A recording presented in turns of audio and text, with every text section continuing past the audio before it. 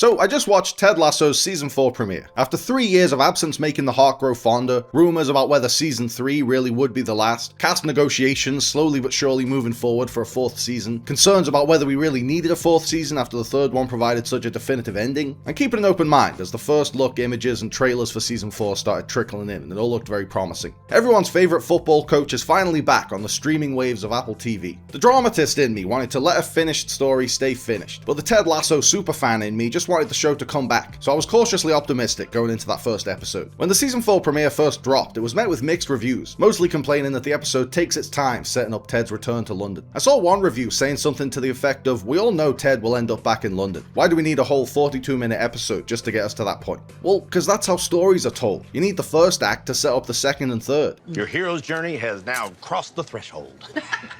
That's like saying we all know Peter Parker's gonna get bitten by a radioactive spider. Why does it not happen until 20 minutes into the film? All the little details in this premiere episode might be setting up payoffs later down the line. Don't judge what constitutes filler until you've seen where they're going with it. And even if those little Kansas vignettes aren't going anywhere, I had a ton of fun watching Keely and Rebecca and Higgins get accustomed to the American ways. It flipped the show's original conceit on its head. We started with a clueless Yankee landed in London, and now we see clueless Brits bumbling their way through the American Midwest. How many cities are in this city? How many countries are in this country?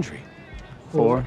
Rebecca spilling barbecue sauce on all her high-end clothes. Oh, shit! Higgins awkwardly accepting an invitation into the Black Baseball Museum. What's this? It's a museum dedicated to black baseball players. Oh. Yeah. There are so many big laughs in this episode. Oh, no. I love black people. I mean, not all of them. Only because you can't love all of anything, right? Over the course of its initial 3-season run, the makers of Ted Lasso gradually dressed up their fish-out-of-water comedy as a prestige hour-long drama. But it's still a sitcom at heart, and I love when the show just embraces situational comedy like that. I don't just want the absolutely necessary fundamental plot points. You need some colour, you need some flavour. I just want to spend time with these characters, especially since they've been gone for so long. What? Oh. Yes! Rebecca and Keely in Kansas? Higgins in shorts? Oh my! Keely and Rebecca going clothes shopping and discovering the American Rebecca might not have been totally necessary, at least as far as we can tell this early in the run, but I had an absolute blast watching that scene. Oh, I love this place. Is it all yours, Tammy? Oh, yes, ma'am. I used the cash from my divorce settlement. Figure it was about time to be my own boss. It was fun to see the dynamic flipped where now Rebecca is the fish out of water and Ted is the one bringing her up to speed. Ted is just as patient as Rebecca was in explaining all the cultural milieu, but Rebecca is much less patient than Ted was in taking it all in. I love the food in Kansas. Yeah. Well, actually, we're in Missouri right now. Kansas is just right across the street over there. I was really enjoying the episode up to its final scene, but that final scene really stuck the landing and solidified this premiere as a successful return. And I love you, dear, but just how long?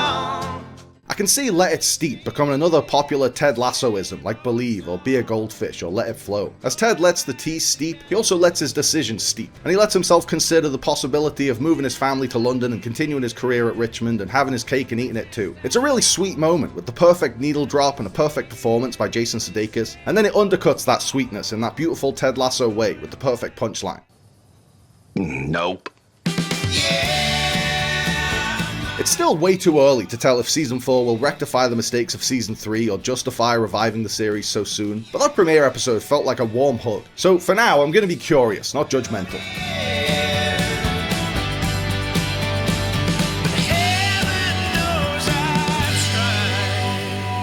Thanks for watching, guys. I hope you liked the video. Remember to like and subscribe and click on the little bell. And also seize the day and call your mom and be kind to yourself.